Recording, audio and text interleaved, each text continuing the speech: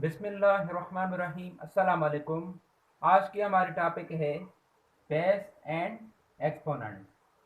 तो आइए शुरू करते हैं। अगर इस तरह से दर्जा लिखा हुआ हो तो आप बेस कैसे पहचानोंगे और एक्सपोनेंट कैसे पहचानोगे?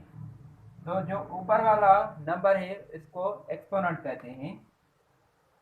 इसको ऊपर वाले नंबर को एक्सपोनेंट कहते हैं और नीचे वाले नंबर को बेस कहते हैं। नीचे वाले नंबर को क्या कहते हैं? बेस कहते हैं। और आप इनको पढ़ेंगे कैसे?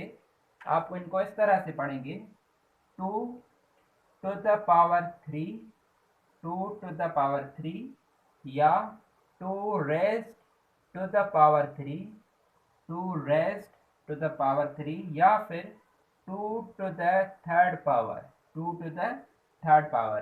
आप इसको इस तरह से पढ़ सकते हैं। तो इंशाल्लाह नेक्स्ट वीडियो में इनसे रिलेटेड हम हिसाब भी करेंगे, प्रॉब्लम्स करेंगे। तो तब तक मुझे इजाज़त दीजिए। Thank you very much. God bless you.